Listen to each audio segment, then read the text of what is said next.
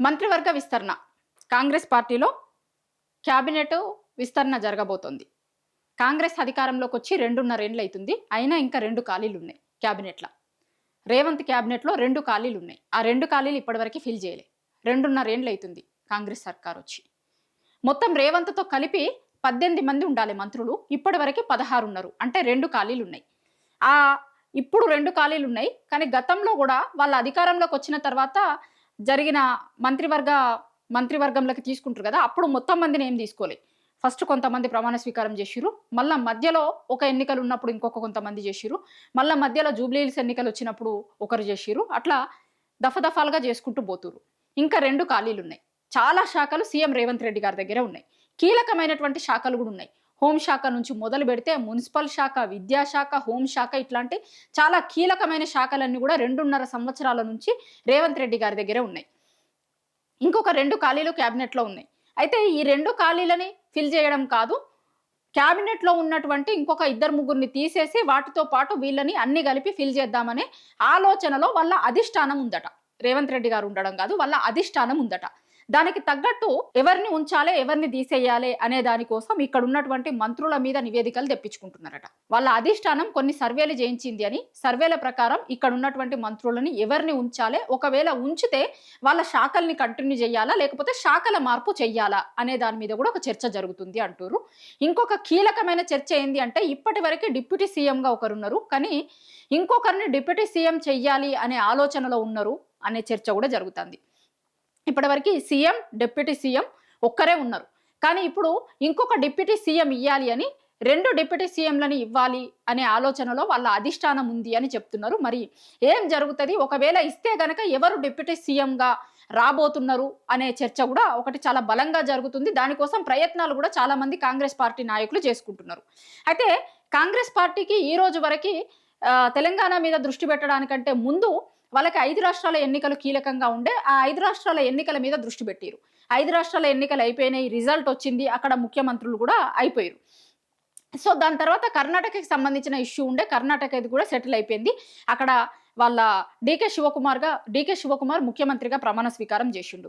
So next ఇప్పుడు తెలంగాణ మీద చర్చ జరుగుతుంది అని అంటున్నారు. ఇవాళ సీఎం రేవంత్ రెడ్డి గారు ఢిల్లీ పోతారు అని కూడా అంటున్నారు. కానీ ఇవాళ ఢిల్లీ పోవడంతో ఆయన మంత్రివర్గ విస్తరణ మీదనే చర్చ ఉంటది ఇవాళ అని అనిపిస్తలేదు. ఎందుకంటే ఇవాళకి వాళ్ళకి ఇవాళ ఇంపార్టెంట్‌గా మీనాక్షి నటరాజన్ ఇష్యూ ఉంది. ఇవాళ రేపు మొత్తం కూడా మీనాక్షి నటరాజన్ ఇష్యూనే చాలా కీలకంగా ఉండబోతుంది వాళ్ళకి. ఎందుకంటే ఆమె నామినేషన్ రిజెక్ట్ అయింది. వాళ్ళు ఎలక్షన్ కమిషన్‌కి పోతున్నారు. ఎలక్షన్ కమిషన్‌కి పోతారా? ఒకవేళ అక్కడ కూడా ప్రాపర్‌గా రాకపోతే కోర్టుకు పోతారా?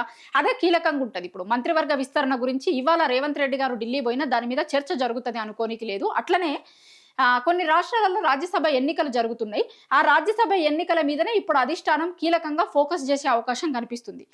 మధ్యప్రదేశ్‌లో జరుగుతున్నాయి, కర్ణాటకలో జరుగుతున్నాయి. సో అక్కడ రాజ్యసభ ఎన్నికలు అయిపోయిన తర్వాతే తెలంగాణ మంత్రివర్గం మీద చర్చ జరిగే అవకాశాలు చాలా ఎక్కువ కనిపిస్తున్నాయి. ఎందుకంటే ఈ నిన్నటికి నిన్న మీనాక్షి నటరాజన్ ఎపిసోడ్ చూసినాం గదా! అక్కడ ఎమ్మెల్యేల బలం ఉన్నా ఆ ఎమ్మెల్యేలందరినీ కూడా ఒకవేళ క్రాస్ ఓటింగ్ చేస్తారేమో అని వేరే దగ్గరికి షిఫ్ట్ చేస్తామనే ఆలోచనలో ఉన్నారు. మిగతా రాష్ట్రాలలో కూడా ఎన్నికలు జరుగుతున్నటువంటి చోట్ల ఎట్లాంటి పరిస్థితులు ఉన్నాయి ఏంది అని అంచనా వేసుకొని అక్కడ ఎవరినైతే నిలబెట్టిరో వాళ్ళు గెలిచేలాగా ఫస్ట్ దాన్ని ప్రయారిటీగా తీసుకుంటారు. మంత్రివర్గ విస్తరణ కాదు. సో ఆ ఎన్నికలకి సంబంధించింది 18 తర్వాత తేలుతది.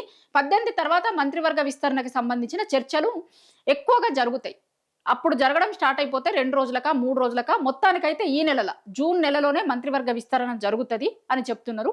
ఇవంతా సెటిల్ అయిపోయిన తర్వాత రాజ్యసభ ఎన్నికల తర్వాత మంత్రివర్గ విస్తరణ మీద చర్చ జరుగుతది. మంత్రివర్గంలోకి ఎవరిని తీసుకోవాలి, ఎవరిని తీసేయాలి అనే చర్చ జరుగుతది. అయితే కీలకంగా కొంతమంది పేర్లు వినిపిస్తున్నాయి.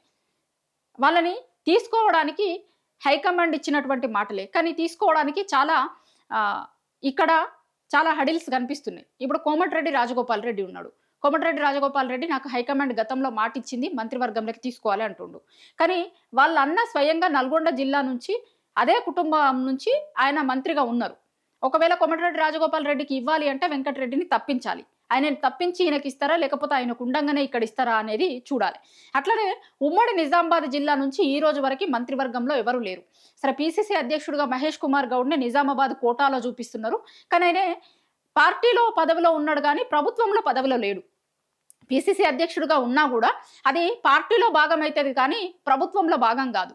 ఆ లెక్కన చూసుకుంటే నిజామాబాద్ జిల్లా నుంచి కూడా ఎవరు లేరు, ఆదిలాబాద్ జిల్లా నుంచి ఎవరు లేరు, రంగారెడ్డి జిల్లా నుంచి ఎవరు లేరు.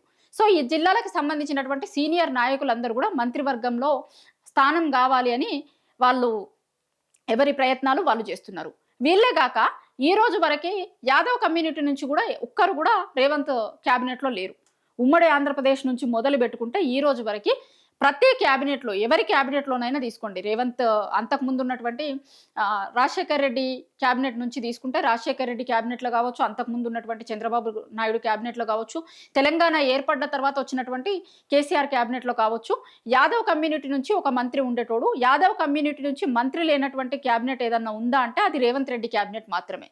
సో ఆ కమ్యూనిటీ నుంచి ఎవరికన్నా అవకాశం ఇస్తారా మరి అనేది చూడాల్సి ఉంటుంది. అట్లనే లంబాడీలకి కూడా ఈ క్యాబినెట్లో చోటు లేదు, లంబాడీలకి కూడా ఈ క్యాబినెట్లో ఇవ్వలేదు ఎవరికి. సో ఆ కమ్యూనిటీ నుంచి ఎవరిని చేయబోతున్నారు? ఎందుకంటే ఇప్పుడు ప్రచారంలో ఉన్నటువంటి పేర్లలో ఎక్కడ యాదవ్ కమ్యూనిటీ నుంచి కావచ్చు, అట్లనే లంబాడా కమ్యూనిటీ నుంచి ఎవరిది ప్రచారంలో పేరు లేదు. కోమటిరెడ్డి రాజగోపాల్ రెడ్డి పేరు వినిపిస్తున్నప్పటికీ ఆల్రెడీ నల్గొండ జిల్లాలో మంత్రులు ఉన్నారు, రెడ్డి కమ్యూనిటీ నుంచి ఉన్నారు, అదే కుటుంబం నుంచి ఉన్నారు. సో అక్కడ ఆయన పేరు వినిపిస్తుంది. కానీ నిజామాబాద్ జిల్లా నుంచి కావచ్చు, ఆదిలాబాద్లో కావచ్చు, రంగారెడ్డి జిల్లా నుంచి అసలే ప్రాతినిధ్యం లేదు. ప్లస్ ఈ రెండు కమ్యూనిటీలకి అసలే ప్రాతినిధ్యం లేదు. ఒకవేళ రేవంత్ సర్కార్ గనక అన్ని సమపాలనలో చూడాలి, అన్ని జిల్లాలకి న్యాయం చేయాలి, అన్ని కమ్యూనిటీలను క్యాబినెట్లోకి తీసుకోవాలి అనుకుంటే గనక మరి అది సాధ్యమయ్యే పని అవుతుందా? అట్లా చేయాల్సి వస్తే గనక 2 ఖాళీలు మాత్రమే ఉన్నాయి. 2 ఖాళీలకి వీటన్నింటిని ఎట్లా ఫిల్ చేస్తారు? సో క్యాబినెట్లో ఆల్రెడీ ఉన్నటువంటి 2-3 తీసేయాల్సి వస్తుంది. మరి 2-3 తీసేసే పరిస్థితి ఇప్పుడున్నటువంటి టైంలో, ఇప్పుడు కాంగ్రెస్ పార్టీ ఉన్నటువంటి ఇష్యూలో అది సాధ్యమవుతుందా? తీసేసినటువంటి వాళ్ళు బయటకు వెళ్ళి అంతే సైలెంట్గా ఉంటారా? ఇది ఒక పెద్ద తలకాయ నొప్పికి దారితీస్తుంది. మళ్ళీ కాంగ్రెస్ పార్టీలో ఒక పెద్ద హెడేక్ అయిపోతుంది ఇదంతా. మంత్రివర్గం నుంచి తప్పించినటువంటి వాళ్ళు కామ్గానే ఉండిపోతారా అనేటువంటిది పెద్ద సవాల్ కాంగ్రెస్ పార్టీకి.